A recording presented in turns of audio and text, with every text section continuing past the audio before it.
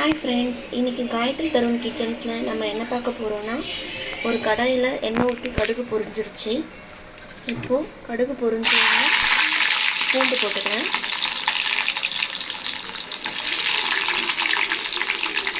பூண்டு பொரியட்டும். பூண்டு பொரிஞ்சிருச்சு. நான் வெந்தயம் போட கொஞ்சம் மறந்துட்டேன். வெந்தயம் கொஞ்சம் போட்டுக்கிறேன். அடுத்து ஒரு ஆனியன், சின்ன வெங்காயம் ஆனியன் போட்டு வதக்கிடுவோம். கருவேப்பிலையும் போட்டுருவோம்.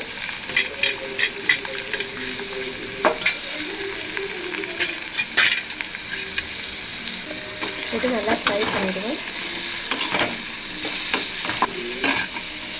ஃப்ரை ஆகட்டும்.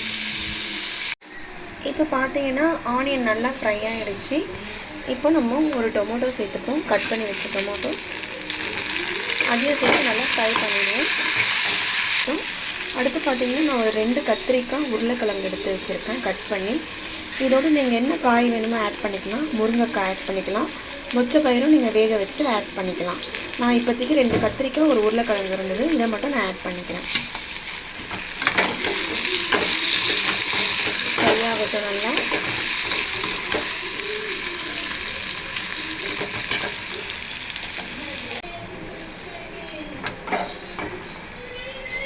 இப்போ பார்த்திங்கன்னா டொமேட்டோ நல்லா ஃப்ரை ஆகிடுச்சு. இப்போ நம்ம கட் பண்ணி வச்சுருக்க கத்திரிக்காய் உருளைக்கிழங்கு ஆட் பண்ணி வதக்கி போடுவோம்.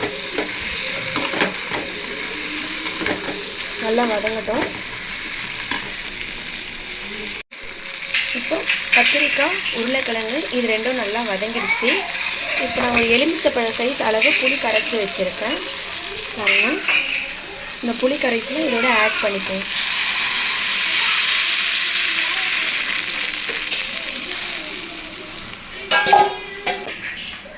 ஒரு 2 ஸ்பூன் மிளகாத்தூள் ஆட் பண்ணிக்கிறேன்.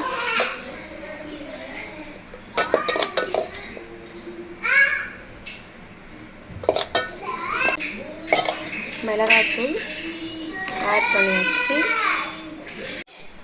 இப்போ பார்த்தீங்கன்னா நான் தேவையான அளவு மிளகாத்தூள் சேர்த்துட்டேன் புளி கரைசலோட.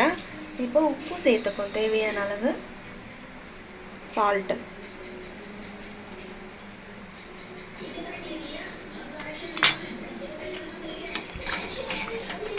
கலக்கிடுவோம். கொத்தமல்லி தலையும் மேலே தூவிடுவோம். குழம்பு நல்லா கொதி வரட்டும். கொதிச்சதை நம்ம அதுக்கப்புறமா கருவாடை ஆட் பண்ணிக்கலாம். இப்போ பாருங்கள், குழம்பு நல்லா கொதிச்சிருச்சு. இந்த ஸ்டேஜில் நம்ம என்ன பண்ணோன்னா, வாஷ் பண்ணி வச்சுருக்க இந்த வாழை கருவாடை நான் ஆட் பண்ண போகிறேன். கருவாடை ஆட் பண்ணிடலாம்.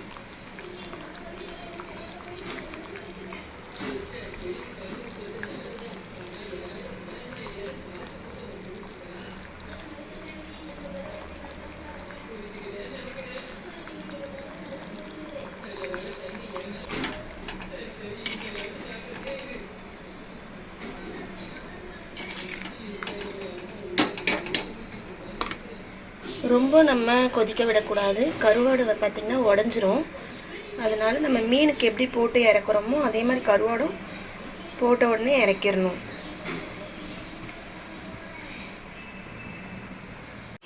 குழம்பு பார்த்திங்கன்னா இப்போ கொதிச்சிருச்சு. இந்த ஸ்டேஜில் நம்ம ஆஃப் பண்ணிவிடுவோம். ரொம்ப கொதிக்க விட்டோன்னா கருவாடு உடஞ்சிடும். ஆஃப் பண்ணிவிடுவோம்.